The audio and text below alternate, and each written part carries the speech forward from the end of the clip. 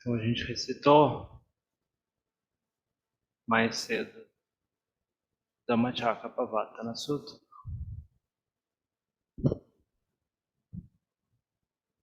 Contextualizando um pouco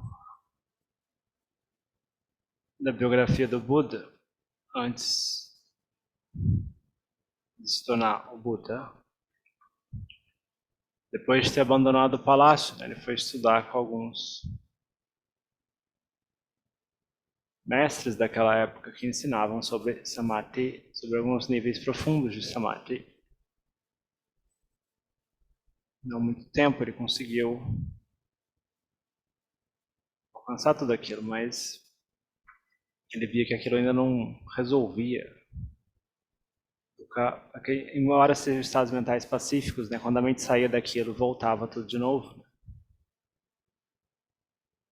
Dukkha surgia na mente, libertava a mente do sofrimento ainda. Frustrado dessa forma, ele tentou o outro extremo, que era de práticas ascéticas extremas. Ficar sem comer vários e vários dias, comer só o mínimo, ficar em uma postura por várias e várias horas.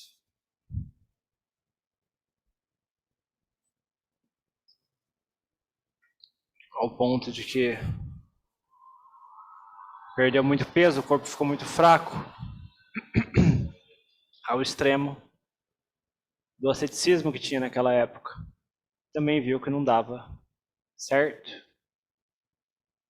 Quando ele estava praticando esse asceticismo extremo, né, ele estava junto com esses outros 5 ascetas, que é o público desse primeiro discurso do Buda.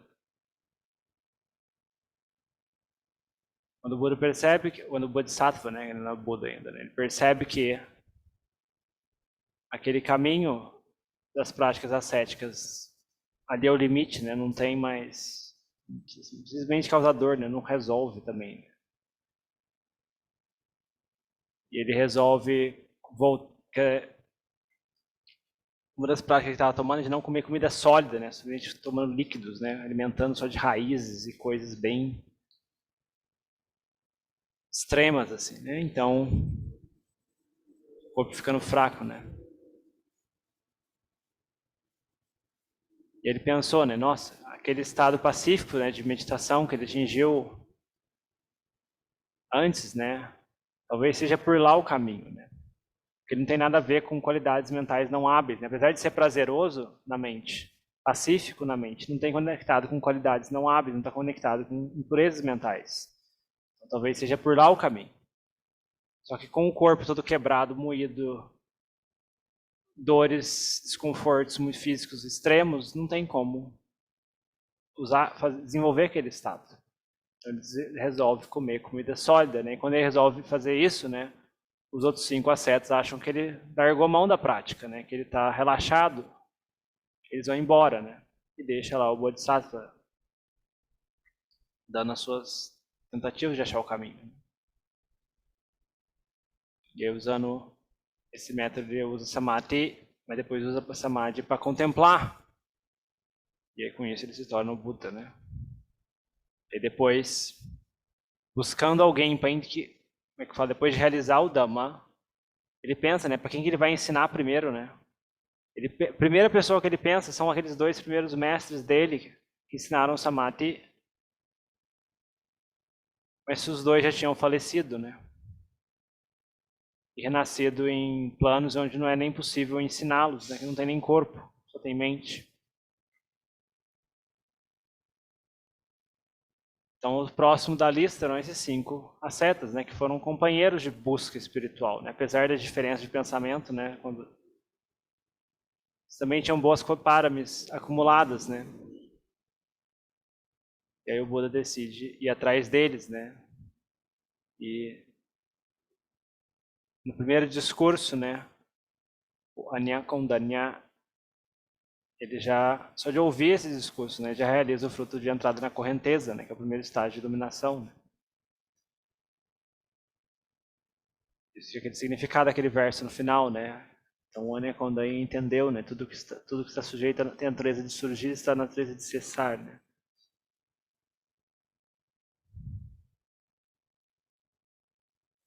Um pouco tempo depois, o Buda deu Anatta Lakkhana Sutta, né, o Sutta das características do não eu, né? E aí todos eles se tornaram arahants, os primeiros arahants depois do Buda. E, assim, são seres que já tinham muito karma acumulado por várias e várias vidas, possivelmente. Então só faltava ali. É como se tivesse um quarto cheio de gasolina, só faltava um riscar o fósforo para explodir, né? E a mente se libertar, né? Agora a gente não está nesse mesmo nível. A gente vai, já leu quantos sutras, já estudou quantos textos, já ouviu quantas palestras, né? Devagarinho a gente vai caminhando no nosso ritmo também.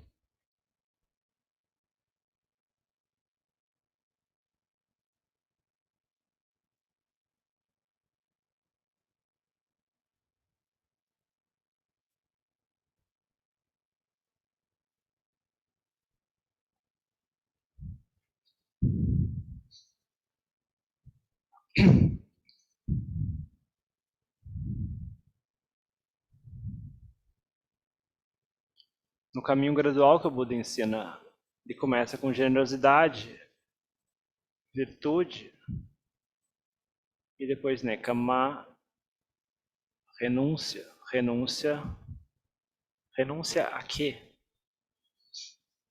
Renúncia a prazeres sensoriais. Você vê que o Buda coloca um ênfase muito grande em prazeres sensoriais ali na abertura do Dhammacakkappavattana Sutta. Tudo bem que é um contexto monástico, né? De monge para monge, né? Para monges, totalmente inapropriado esse tipo de busca.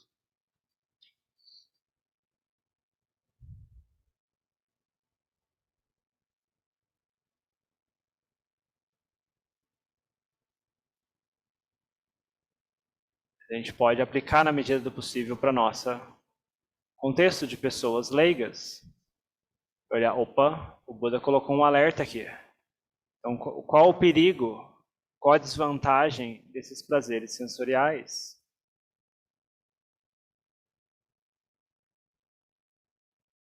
São coisas externas à mente, que surgem e desaparecem por condições externas à mente. E como são externos à mente, gera dependência.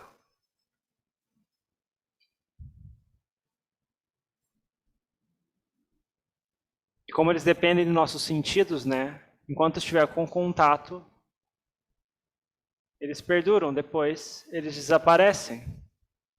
Mas a mente ainda fica grudada naquilo, quer repetir a memória daquilo, né? Gera um certo vício, né?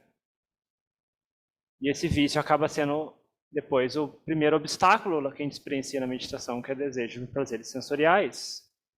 Você entra a meditar e começa a pensar no bolo de chocolate, pensa no sorvete, pensa em vários e vários objetos sensoriais.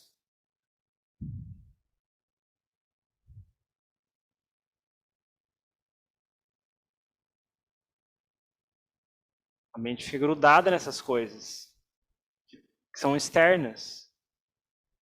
Assim não tem como ela levar junto, né? Enquanto tem um contato, aquilo permanece, depois desaparece.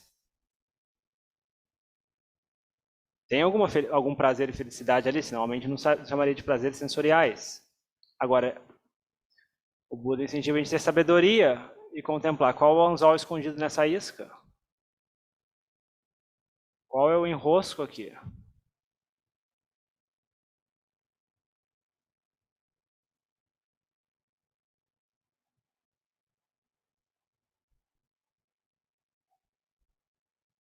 Se a mente chega ao ponto de se viciar nesses prazeres, acaba gerando essa...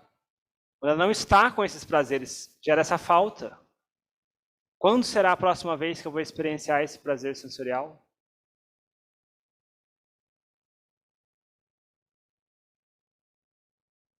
E aí gera esse desequilíbrio na mente, esse conflito. Aí a pessoa vive a semana dela pensando na sexta-feira, no sábado, ou na virada cultural.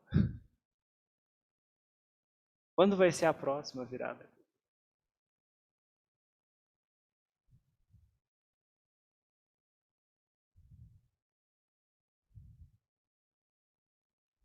E a mente não está pacífica. A mente fica desequilibrada, com essa falta, com essa carência. Não está contente, né? No momento presente, né? A mente vai estar sempre procurando coisas externas, né?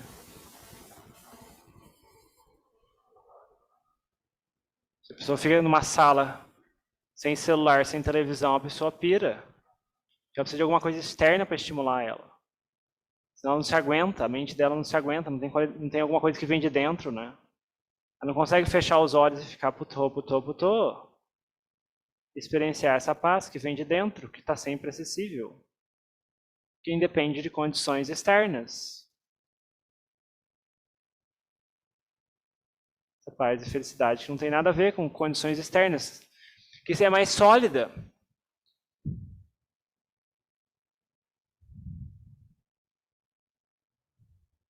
Que é mais consistente, né? Porque se a gente constrói isso num retiro, num período de prática intensiva, a gente consegue levar isso para a nossa vida. E sempre que a gente precisa, a gente pode voltar para isso. Agora, os prazeres sensoriais são mais complicados, né? Às vezes tem, às vezes não tem. E às vezes mesmo uma coisa que você gosta muito, se você repete várias vezes, você enjoa. Você gosta muito de sorvete de chocolate, come sorvete de chocolate todo dia, de manhã, de tarde, de noite. Vê quanto dia você vai aguentar. No quarto dia você já fala, não aguento mais sorvete de chocolate. E aí qual o outro sabor que tem? Aí você vai atrás de outro sabor, você sai correndo. E a coisa da gastronomia aqui em São Paulo é perigosa, né? A pessoa tem muitas opções, né? Então a pessoa pode ficar rodando nesse mundo gastronômico por vários anos, né? Ah, não, enjoei desse restaurante, vamos em outro restaurante, vamos em outro restaurante. Sempre procurando experiências novas, experiências novas. E não tem fim.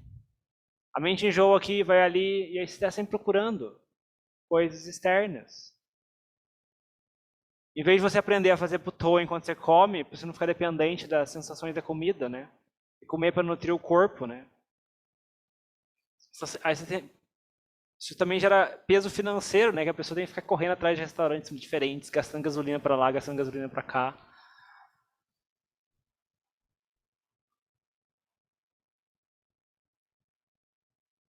Como diria a Jan Suchat, as pessoas ficam caçando bolhas de sabão.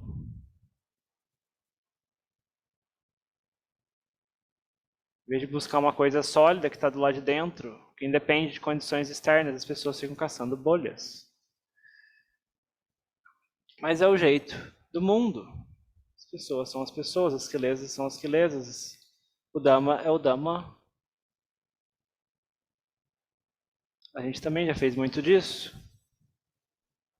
Mas se a gente está aqui hoje, a gente sabe do benefício da prática do Dhamma, dessa felicidade que vem de dentro, dessa estabilidade que vem de dentro, construída com causas internas. Que apesar de também ser impermanente, né, ela é mais sólida, ela é mais consistente. Né? Você consegue levar ela no meio das adversidades da vida. E ter um refúgio seguro no meio do caos. Uma pessoa que é muito dependente de prazeres sensoriais, qualquer coisinha que bate, a pessoa fica muito apegada a prazeres sensoriais, qualquer coisinha, né, que contraria, a pessoa já fica ofendida, já fica triste, já fica abalada. Qualquer coisinha que alguém fala, a pessoa já leva no pessoal, já se sente ofendida. Por quê? A pessoa está muito presa em qualquer coisa que impacta os sentidos. É como se a pessoa estivesse grudada, segurando com força na janela da casa dela. E do lado de fora tem muita gente tacando pedra. Quando quebrar o vidro, você vai machucar. Agora, se você estiver num cômodo mais para dentro, sem colocar a mão no vidro, o vidro pode estilhaçar lá que você não vai estar nem aí. Isso não é assunto meu. Eu não preciso sair daqui de dentro do meu quarto para ver quem quebrou a vidraça. Essa vidraça nem é minha.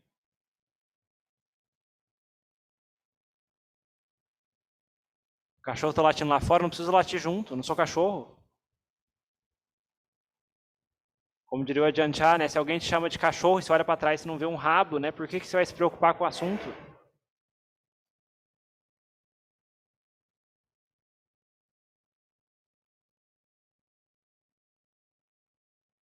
Então, contemplar um pouco sobre esse anzol é útil mesmo como leigo, que ajuda a gente a colocar uma direção da nossa vida que a gente possa aprofundar a nossa prática. Quanto mais sólida for a nossa meditação, mais fácil fica soltar esses tipos de prazeres sensoriais, porque a mente tem uma fonte de felicidade interna. Então é um processo meio que natural. Se a mente está mais pacífica, ela tem mais condições de largar mais.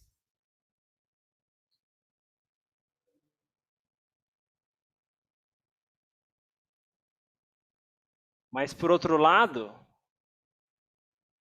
a gente também pode experimentar fazer alguns testes, né? E largar um pouco mais, para ver se a nossa mente fica mais pacífica, né? Funciona nas duas direções, né? A gente não precisa fazer nada extremo, né?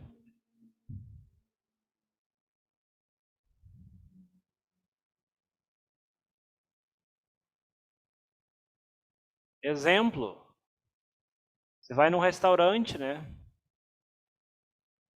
Lá nesse dia tem uma comida que você gosta muito. Aí você toma uma prática de tipo, eu não vou pegar dessa comida. Você pode pegar qualquer outro prato, mas menos aquele. Faz o teste por um dia. Olha para essa mente.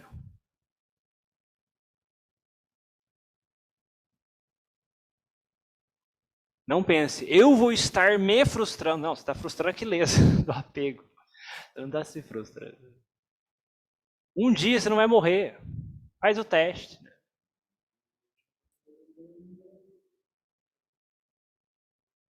Porque esses apegos a prazeres sensoriais são que nem os monstrinhos, né? Porque quanto você está alimentando eles, eles ficam mais fortes, né?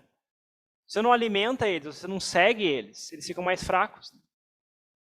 Tem menos poder sobre dominar a sua mente, para forçar você a sair correndo atrás deles.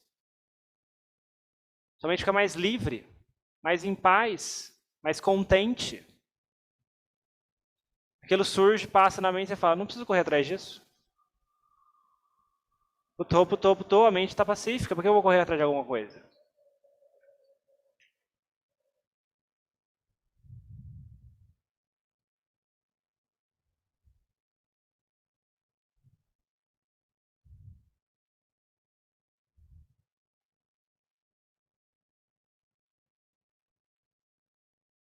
Então, assim, prática do Dharma, as pessoas querem separar totalmente da vida diária.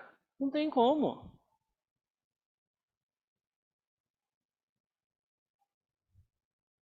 Pode adiantar falar, a qualquer momento que surgir muito gostar ou não gostar na mente, é ali que a gente tem que olhar. Ali que é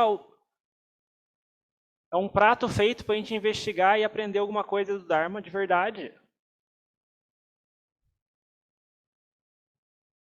Essas duas respostas da mente, de gostar muito e não gostar muito, é aqui que a gente tem que olhar. Aqui que está o caminho para a gente se libertar dessas coisas, desse sofrimento, dessa dualidade.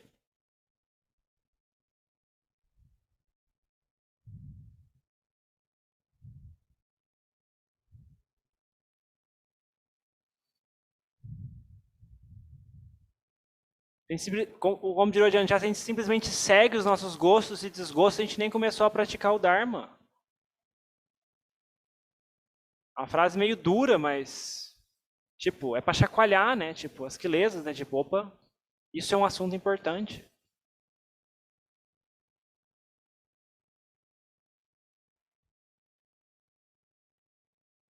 Não é que a gente simplesmente tem que apertar um botão e sair conseguindo fazer isso do nada, né?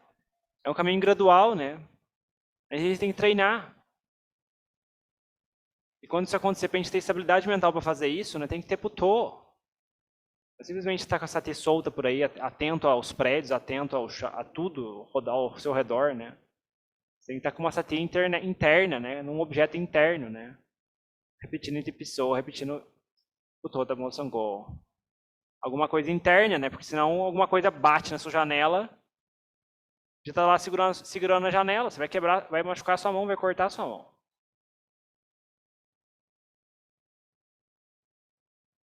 A culpa não é de quem está com a pedra, a culpa é de você que está com a mão na janela. Tem que tomar cuidado. A experiência mental de Dukkha só surge se estiver a sua mão na janela. Se você não tiver com a mão na janela, não dói, não machuca. Quando a mente está com putô,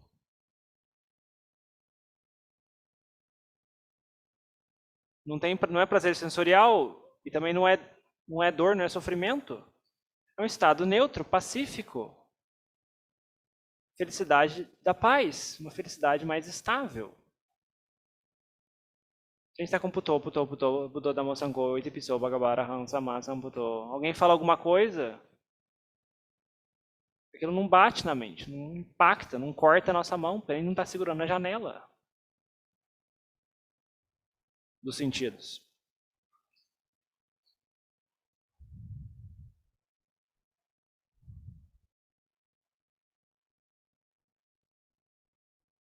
A gente já sempre enfatizava isso, a coisa de olhar para esses órgãos dos sentidos. No momento em que surge o contato e surge essa resposta de gostar muito ou não gostar muito, ali que a gente tem que olhar, ali que tem que ler escondida.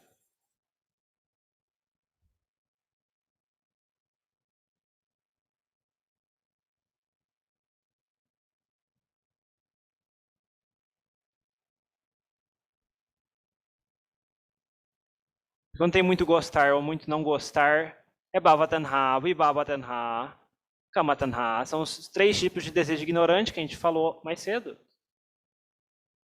Os desejos que criam problemas. Esses tipos de desejos que criam problemas. Não dizendo que todos os desejos criam problemas. O Buda coloca 3 tipos de desejos que criam problemas. Bhava Tanha, Vibhava Tanha e Kama Tanha.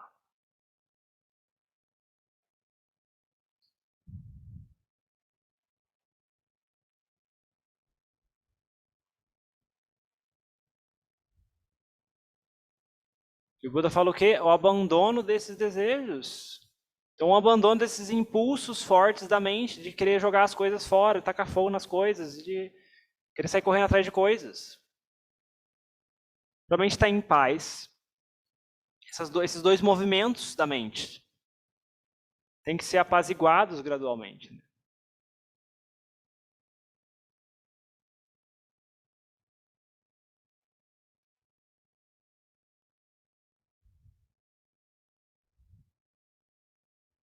Então, contenção dos sentidos é uma outra prática importante, né?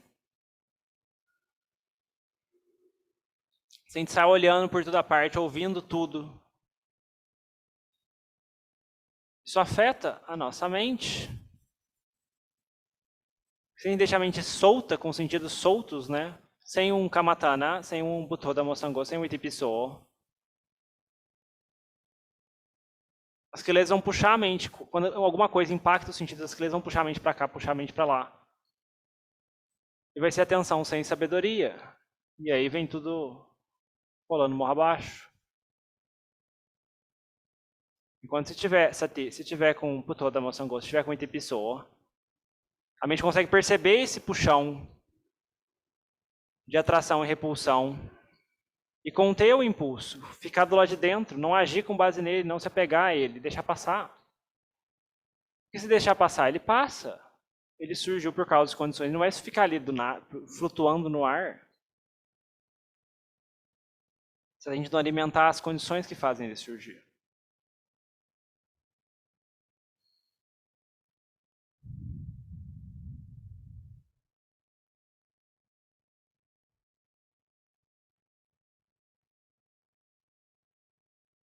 Nossa, mas a mente é muito rápida, como que a gente faz para detectar isso? Não se preocupe então. Se a sua mente é muito rápida, quando você não perceber, você já entra nesse modo, já engata o modo automático e a mente já sai odiando e gostando demais das coisas, né? Então comece com o Buddha Dhammo Sangho, né? Porque a partir do momento que tiver algum objeto interno como base, né? A mente estiver sólida com o objeto interno, aí você começa a ver essas coisas acontecendo. Do contrário, é muito rápido, a mente já entrou no modo ódio, no modo cobiça. E a paz mental já rolou morra abaixo. Então é uma paz que exige manutenção. Então conter os sentidos. Conter os sentidos com Itipiso, o puto da moção ko. E também tomar cuidado com o que a gente olha, com o que a gente escuta. Tudo isso afeta a nossa mente. A gente vai escutar noticiário, a gente vai assistir noticiário da manhã, noticiário da tarde, noticiário da noite, tudo isso afeta a nossa mente, né? São coisas só 90% de notícias ruins, né? Ou então as pessoas que entram na coisa de discutir política, né? Fica de um lado, ou fica criticando o outro, aí fica aquela coisa dualidade, né? Eu tô certo, eu tô totalmente errado, só o meu lado tá certo, o outro lado tá errado. Não tem fim, né? Porque aí é ganho e perda, são os damas mundanos, né? Às vezes ganha, às vezes perde. É igual o time de futebol, né? As pessoas eu achava tão estúpido isso na escola, né? Como rapaz, a gente tinha que ter um time de futebol. Como assim você não tem um time de futebol? Eu não tô nem aí pra futebol. Você via como. Assim, eu achava ridículo isso. Meus colegas, né, tipo, na escola, quando eu era pequeno, né, tipo, hoje meu time ganhou, o seu perdeu, haha, e no outro dia era o contrário, né? As pessoas achavam legal isso. Eu falava, nossa, como as pessoas são burras.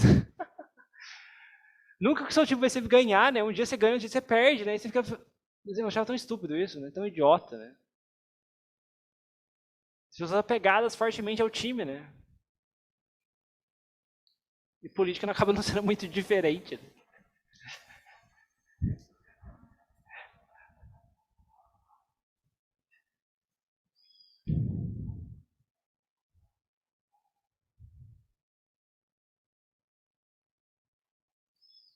Então, o que a gente escuta, o ambiente em que a gente vive, as pessoas com que a gente convive, né?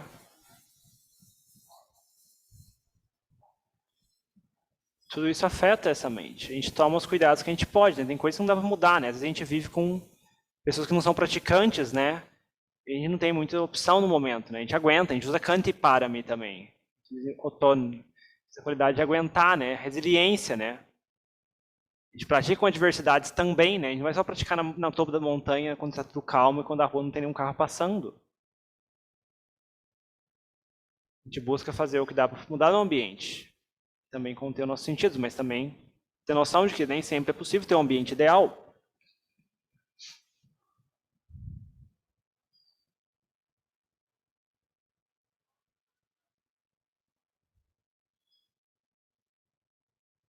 As coisas que a gente assiste, YouTube, Netflix, tem certos conteúdos que puxam a mente numa direção não muito saudável.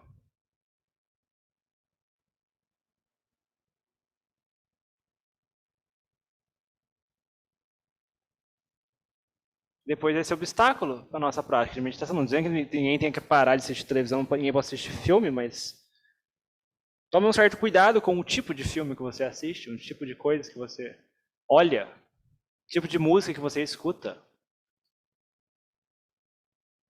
o tipo de pessoas que você segue nas redes sociais.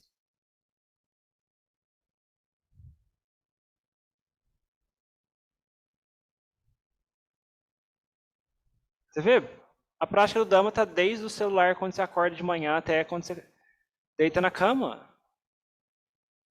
Não é uma coisa que você faz só no centro de Dharma, no domingo, ou então faz nos grupos de prática, né? Tem essa coisa constante que tem que ser feita ali. Se a gente quiser ter paz de verdade, do contrário vai ser uma paz instável, uma paz muito dependente de condições externas, né? E muito facilmente perturbável, né? É alguma coisa, mas ainda não é um fruto sólido, né? Que a gente pode simplesmente um refúgio seguro, né? Que a gente pode é como se tivesse um lar para a mente, né? Um esconderijo para a mente, de forma que tipo, quando a gente precisar, a gente abre a porta, a gente entra lá e fica protegido, né? Do mundo. A pessoa que tem samadhi consegue fazer isso. No meio do caos, ela consegue ter paz. A pessoa que tem sabedoria. Agora, se a gente não pratica com essa regularidade, né, com essa determinação, né, vai ser uma paz proporcional à dedicação que a gente tem, né? Para algumas pessoas é o suficiente, né, mas não vai ser aquelas coisas. Se a gente quiser resultado de verdade, a gente tem que colocar o devido esforço, né? Vê, esforço correto. Não é tipo descer do escorregador correto, né? Tipo, não é uma coisa. Tem um esforço ali de manter estados mentais saudáveis, né? De lutar para a remoção dos estados mentais não saudáveis. Simplesmente observar o que está acontecendo na mente e deixar a mente ir numa direção muito errada, né? A gente toma providências. Meditação não é cultivar esse estado mental meio burro, né? Do tipo, ah, não, o que tiver que acontecendo eu vou ficar simplesmente consciente disso. Tô morrendo de raiva de tal pessoa, deixa a mente com raiva de tal pessoa. Não, isso não tá certo, né? Você tá com muita raiva, tem que praticar meta.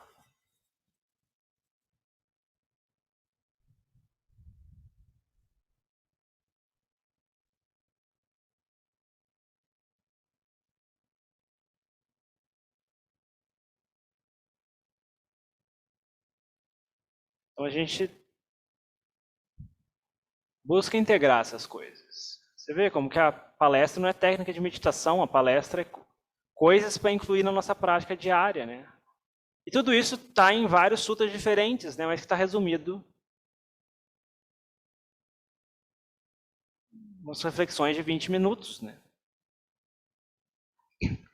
Para a gente praticar, e não precisa sair lendo 200 sutras, né? Pega essas reflexões e põe em prática, né? E vê se não dá resultado.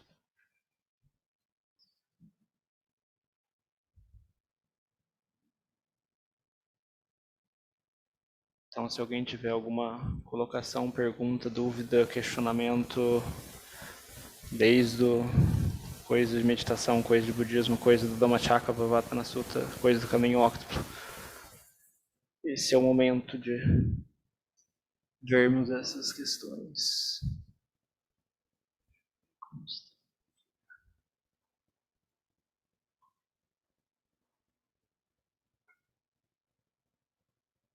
É só desmutar e falar.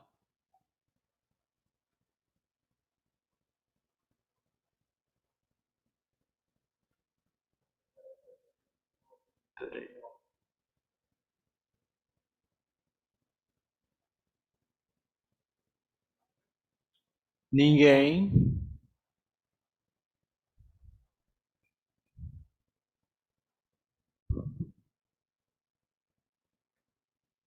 José Otávio, Jussara, vocês estão aí? Primeira pergunta. Oi, eu estou aqui, você me ouve? Sim, perfeitamente. Que bom, Rariel. Olha, então é o seguinte, eu queria saber, na outra quinta-feira você falou no grupo lá da Casa de Dharma sobre a gente não controlar a respiração porque isso estressa a mente. E eu queria fazer um complemento com isso, que eu estou gripado e a meditação foi um pouco turbulenta nessa relação de... Eu fui muito numa relação de esforço, porque a tosse chega, eu tenho tossido bastante. Então, eu gostaria de saber essa relação entre, primeiro, o controle da respiração, porque logicamente a gente vai solta tudo, né? Essa história da janela que você falou. E essa segunda questão, porque o Arthur tinha falado também numa outra ocasião sobre os comitês, quer dizer, a gente tem tantas falas mentais sobre uma gripe ou enfim, então é basicamente isso que eu queria saber. Obrigado. Peraí, você falou sobre o quê? Comitês? Hã? Exato. O Arthur ele brinca essa coisa dos irmãos Metralha, né? Ele sempre fala, Ah, os irmãos olha, Metralha. a mente, os comitês dos irmãos Metralha, enfim, a mente chega a milhão. Pô, mas é uma gripe, mas então isso aqui agora você não vai meditar, você vai ficar tossindo e tal. Basicamente isso. Assim, eu não uso a respiração, mas mesmo quando eu usava a respiração, quando eu estava gripado, eu buscava usar Butô, porque realmente usar a respiração gripado, assim, você vai focar naquela área que já está sensibilizada, né? Então, não é muito, primeiro não é muito prazeroso nem pacífico, né? É tenso até, né? E até aumenta a tosse, é engraçado, né? Que você vai se focar muito na respiração, você vai tossir mais, né? Então, assim, eu particularmente recomendaria tentar usar Putô, pelo menos nessas ocasiões, né? Faz só Putô, porque é tipo um objeto mental, não tem nada a ver com o corpo, né? Então, aí tira a atenção da respiração, né? Porque a respiração vai ficar toda desregulada com a tosse, com a gripe, né? Então, não sei se eu posso ajudar muito, porque assim, com gripado, usar a respiração é complicado. Eu acho que não tem muito o que fazer a respeito, né? Mas assim, tentar controlar. Assim, se for olhar para a respiração gripado, né, não tente controlar. Eu acho que essa regra é meio que geral, né? Não tente controlar. Aí, tipo... Mas assim, como vai ser um negócio distorcido por causa da doença, né? Eu acho que tem esse fator de, tipo... Talvez não seja um objeto adequado para esse contexto, mas eu não sei muito porque eu também não uso mais a respiração faz tempo, né? Eu vou ter que deixar para alguém que essa pergunta tem que ser, como é que fala? Talvez você possa refazer para alguém que usa a respiração que teve gripado recentemente, né? Eu acho que o Cassiano teve gripado recentemente. Eu pergunto para o Cassiano o que ele faz nesses casos. Certo? Que legal. Obrigado. Nada.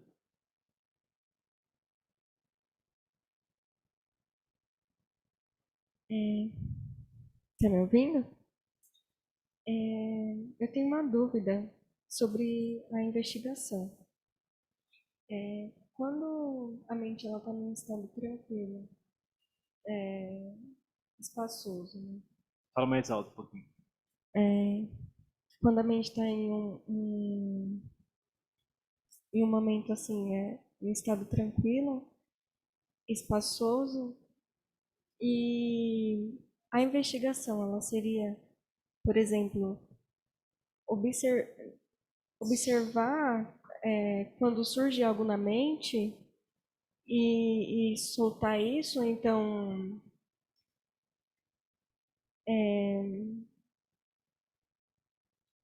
classificar isso, por exemplo,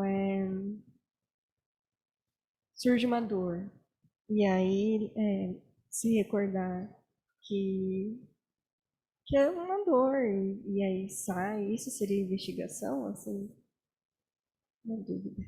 Assim, quando a mente está pacífica, né? Espaçosa e com clareza no objeto mental dela, né? Isso é importante. Então, não o nosso famoso inimigo do samadhi incorreto da lama, né? Então, se estiver com essas qualidades de clareza, firmeza, espaço, vastidão, tranquilidade, assim, a gente deixa a mente quieta lá. Depois de um tempo a mente vai começar a ter movimento, algumas coisas vão começar a movimentar ali, né? Vai vir mais pensamentos, vai vir mais, talvez alguma coisa do corpo venha, alguma dor, alguma coisa assim. Mas quando a mente sai dessa tranquilidade, começa a ter esses movimentos, né? O correto é a gente pegar e contemplar o corpo. Porque senão a mente fica querendo contemplar umas coisas meio longe, assim, que não... Esquece do que é importante. Então, você tem que forçar a mente a contemplar o corpo. Né? Tudo bem que a dor... Deixa eu falar um pouco sobre a contemplação de dor, né? A contemplação da dor também serve também para contemplar o corpo. Né? Assim... A contemplação de dor é um ótimo lugar para a gente afiar a mente, né? De acordo com a Tamarra boa, né? Porque assim, a dor é uma experiência, né? A gente pode analisar da seguinte forma, né? No caso da dor, né? A gente pode perguntar, né? Ok, que área do corpo que é? Geralmente no joelho, por exemplo. O que tem ali fisicamente no joelho, né? Faz um raio-x mental. O que tem ali? Tem ossos, tem músculos, tem tendões, tem vasos sanguíneos, tem algumas coisas que estão comprimidas por causa de sentar no chão e aí tá sem circulação. Tem células, tem isso, tem aquilo, tem gordura, tem isso, tem aquilo. Agora, tenta visualizar isso na mente, né? Essa região do corpo. Né? O que tem ali de físico?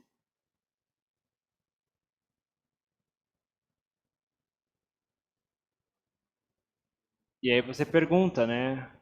E aí você olha para a sensação de dor, né? Essa sensação de dor, que jeito que ela é, né? Como é essa sensação de dor? Não pergunte como é essa sensação de dor, pergunte como é, que jeito que é essa sensação. Provavelmente você rotulou como dor a mente já entra no automático e fala, não quero isso, vibhava tanha, sai daqui. É vibhava tanha, quero me livrar disso, sai daqui. Já entra no modo reativo, né? E a mente começa a ferver já. Então, que jeito que é essa sensação aqui? O que eu estou chamando de dor, que jeito que é isso? Usar a experiência para investigar. Sinta isso, né? Que jeito que é isso? A gente rotula como dor, mas tipo, tem...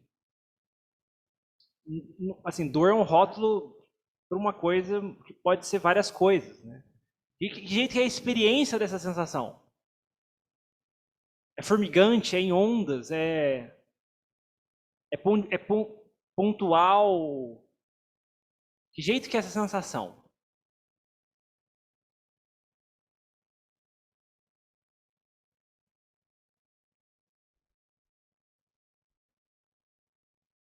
E daí depois olha para a mente, né? Para esse lado da mente que está conhecendo, né? Antes a mente estava pacífica. E agora esse negócio surgiu na consciência, está consciente, né? Essa experiência de desconforto ali está consciente, né? Veio a consciência. Essa experiência é constante, né? Tipo, ela é permanente ou impermanente, né?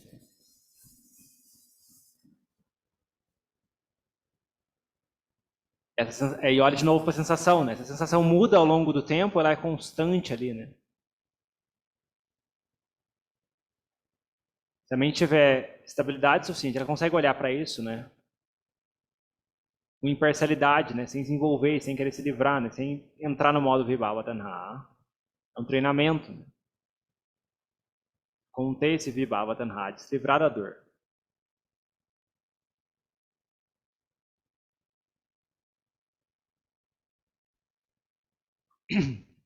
E aí a gente tem que separar essas três coisas, né? O físico, a sensação e a mente.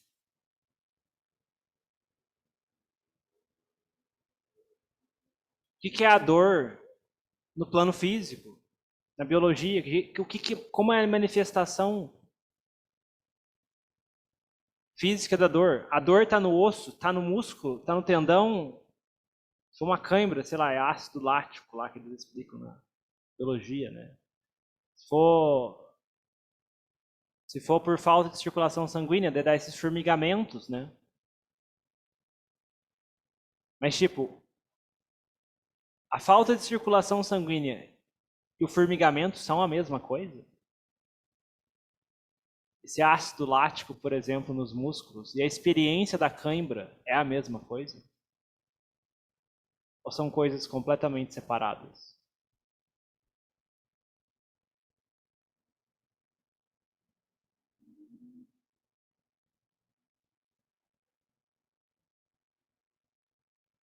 Porque se forem coisas completamente juntas, né, a sensação não pode ter nenhuma variação, né? Se tem variação de intensidade de acordo com o estado mental, né? Opa, a mente está influenciando essa experiência. Não é só a coisa física, essa mente também está influenciando a experiência, num grau menor ou maior. E a gente começa a ver, opa, a experiência, a mente está distorcendo as coisas aqui. Porque há 2 minutos atrás eu não estava sentindo essa dor. E a gente pode fazer o teste, né? Quando a mente está investigando assim, a gente faz, vou fazer uns 2 itipissôs e vou olhar de novo para essa dor. Aí enquanto você está com os itipissôs, a mente está com os itipissôs. E quando você volta para a dor está ali ainda. Mas tipo, enquanto você estava com os itipissôs, a dor sumiu. Mas tipo, quando você foi para os itipissôs, o ácido lático sumiu, a falta de circulação sanguínea tinha sumido? Ou só a experiência daquilo que sumiu? E aí a mente começa a ficar curiosa, né? Opa, como que isso é possível? A coisa física continuou lá o tempo todo, mas a experiência não continuou. E a experiência é uma coisa mental ou física? E aí a mente começa a ficar curiosa com essas coisas, começa a revirar essas coisas. Porque aí, tipo, opa, eu pensei que a dor, tipo, a dor era física, e a dor eu sinto, e a dor é isso, pronto. Eu tenho que me livrar disso, tenho que tomar um analgésico. Agora, opa, a minha mente influencia a sensação de dor? Interessante isso. Então a gente começa a entender o que o Buda falava sobre as flechas, né? O dukkha do corpo não tem muito o que fazer, né? Porque tendo um corpo, tem as dificuldades do corpo, né? Ele fica doente, estraga, envelhece. Agora, o dukkha mental que as pessoas criam em cima do corpo, né? De não querer estar doente, de não querer envelhecer, de querer que o corpo dure para sempre, né? De que ele continue funcionando perfeitamente, né? Essa parte dá para tirar, né? E se dá para tirar é aqui mesmo nesse local de contemplar a dor, né? Separando essas três realidades, né? Tipo, a mente, ao lado da mente que está consciente, a experiência da dor, da sensação e o plano físico. O que tem de físico ali acontecendo? Se a mente olhar para essas coisas e ter clareza e conseguir separar e sentir paz de olhar dessa forma, né? Então tá certo. Agora, se a gente começa a fazer essas coisas e a mente começa a se agitar, começa a ficar muito tensa, muito quente, muito desconforto, e a gente não está aguentando realmente, aí a nossa sati, nossa samadhi não é o suficiente para fazer isso ainda. Porque a dor é um hábito mental que a gente está muito acostumado a reagir nele, né? Então demora para a gente reverter esse processo, né? Então a gente também tem que ter noção, que se o nosso samadhi for fraquinho, né? Como se a gente é um peso pena e vai querer lutar com um campeão de boxe, né? Tipo, ele levar pancada, né? Então a gente tem que treinar antes de querer entrar no ringue. A gente não pode, mas também não tem que ter vergonha de subir no ringue e pelo menos tentar, né? Pra sentir como que a mente funciona. E testar quanto que a nossa prática é sólida ou não é sólida. Então, assim, essa contemplação em si também está incluso um pouco de contemplação do corpo, né? Também já serve um pouco. Mas, assim, em termos de contemplação, depois que a mente sair, começar a sair dessa paz, dessa tranquilidade, né? É importante contemplar principalmente o corpo. Não deixar a mente simplesmente ali esperando alguma coisa bater. Levanta o assunto do corpo, né? Opa, esse corpo aqui. Que jeito que ele precisa funcionar para amanhã, né? Volta aquela contemplação dos elementos que a gente fez na semana passada, né? O que esse corpo precisa funcionar para amanhã? O que entrou nesse corpo hoje? O que saiu desse corpo hoje? Para onde que vão essas coisas? De onde que vieram essas coisas? O que tem de realmente meu aqui? Sai procurando. O começo é cansativo. A mente, não, aqui é tão confortável. Uma hidromassagem aqui, não quero sair, não. Tem que forçar um pouco. Depois que a mente começou a proliferar. Não que a mente, quando a mente está pacífica, estável, quieta lá, sem proliferar, sem muito pensamento, deixa a mente quieta lá. Quando ela sair sozinha, aí a gente puxa ela para pensar em linha com o Dhamma. É mais ou menos nesse sentido, né? E aí, fazendo dessa forma, né? Aí na vida diária, né? Se a gente tem a nossa mente computou da Mosango com o Itipiso, quando alguma coisa bater, aí a gente contempla, né? Aí já é uma prática mais de vida diária, né? Tipo, essa coisa de quando alguma coisa bateu no sentido, a gente contempla, né? Alguma coisa causou muita cobiça, muita aversão, né? Então ali a gente contempla. E busca abandonar logo ali. Então isso é prática do Dharma. Simplesmente segue esses gostos e desgostos, então não estamos praticando, né? Então a gente seguindo Vibhava Tanha e Bhava Tanha. E aí não vai ter fim, né? Então alimentando as causas do sofrimento em vez de abandoná-las, né? Não sei se eu respondi essa pergunta. Jussara, alguma questão?